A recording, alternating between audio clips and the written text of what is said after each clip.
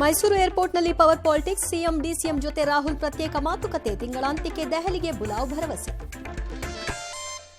2,000 ಪ್ರತಿಭಟನಾಕಾರರನ್ನು ಕೊಂದ Khamenei, Iran ಸುತ್ತ ಅಮೆರಿಕ ಸೇನೆ ಜಮಾವಣೆ, 25% ಸುಂಕ ವಿಧಿಸಿ ಟ್ರಂಪ್ ನಿರ್ಬಂಧ. ಟ್ರಂಪ್ ವಿರುದ್ಧ ನ್ಯಾಟೋ ನೆರವು ಕೋರದ ಗ್ರೀನ್ಲ್ಯಾಂಡ್, ಅಮೆರಿಕ ಎದುರಿಸುತ್ತೇವೆ ಎಂದ ಕ್ಯೂಬಾ, ಉಕ್ರೇನ್ ಮೇಲೆ ರಷ್ಯಾ ಡ್ರೋನ್ ಮಳೆ.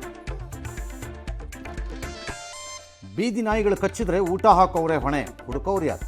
ರಾಜ್ಯಗಳು ಹೆಚ್ಚು ಪರಿಹಾರ ಕೊಡಬೇಕಾಗತ್ತೆ. ಸುಪ್ರೀಂ ಕೋರ್ಟ್ ಮಹತ್ವದ ಆದೇಶ, ಯಾವುದೂ ವರ್ಕ್ ಆಗಲ್ಲ. ಜನಪ್ರತಿನಿಧಿಗಳು ಅಧಿಕಾರಿಗಳ ತನಿಖೆಗೆ ಪೂರ್ವಾನುಮತಿ ವಿವಾದ, ಸುಪ್ರೀಂ ಕೋರ್ಟ್ನಲ್ಲಿ ಭಿನ್ನ ತೀರ್ಪು, ಸಿಜೆ ಪೀಠಕ್ಕೆ ಪ್ರಕರಣ ವರ್ಗಾವಣೆ.